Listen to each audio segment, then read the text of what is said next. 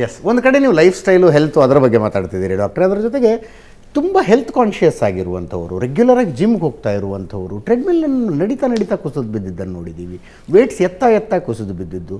ಯಾರೋ ಸೈಕ್ಲಿಂಗ್ ಮಾಡ್ತಾ ಇರುವಾಗಲೇ ಹಾರ್ಟ್ ಅಟ್ಯಾಕ್ ಅಂತೆ. ಅಂದರೆ ರೆಗ್ಯುಲರಾಗಿ 40-45 ವರ್ಷ ವಯಸ್ಸಾಗಿದೆ ಅಂತಂದರೆ ಅವ್ರು 10-15 ವರ್ಷ ಸೈಕ್ಲಿಂಗನ್ನೇ ಎವ್ರಿ ಡೇ ಮಾಡ್ತಾ ಬಂದಂಥವ್ರು, ಜಿಮ್ ಮಾಡ್ತಾ ಇರುವಂಥವ್ರು. ಅಲ್ಲ, ಏನಾಗುತ್ತೆ ಕೆಲವರಿಗೆ ತುಂಬ ಈಗ ಮ್ಯಾರಥಾನ್ ರನ್ನರ್ಸ್ ಅಂತೀವಿ, ಅಥವಾ ತುಂಬ ಟ್ರೆಕ್ಕಿಂಗು, ಅಥ್ಲೀಟ್ಸ್ ಹಾರ್ಟ್ ಅಂತ ಆಗುತ್ತೆ. ಹಾಂ, ಓಕೆ.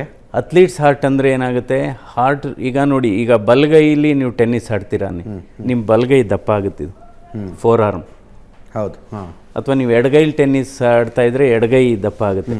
ಅದೇ ರೀತಿ ಈ ಮ್ಯಾರಥಾನ್ ರನ್ನರ್ಸ್ಗೆ ಅಥವಾ ತುಂಬ ಟ್ರೆಕ್ಕಿಂಗ್ ಮಾಡೋರು, ಅಂದರೆ ಜಾಸ್ತಿ ಇದು ಮಾಡೋರಿಗೆ ಅವರ ಹಾರ್ಟ್ ಎನ್ಲಾರ್ಜ್ಮೆಂಟ್ ಜಾಸ್ತಿ ಇರುತ್ತೆ.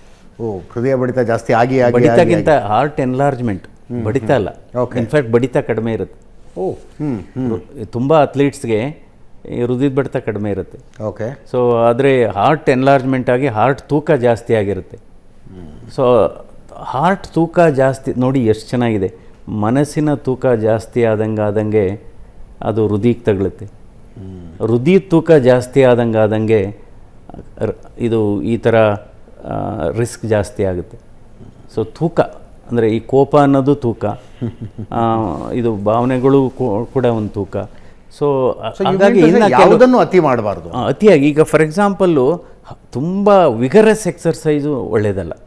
ಹಂತವಾಗಿ ನಾವು ಅಕ್ಲಮೆಟೈಸ್ ಆಗಬೇಕು. ಈಗ 30 kg ಎತ್ತಲಿಕ್ಕೆ ಅವನಿಗೆ ಶಕ್ತಿ ಇರುತ್ತೆ, 60 kg ಎತ್ತಲಿಕ್ಕೆ ಹೋಗಬಾರ್ದು.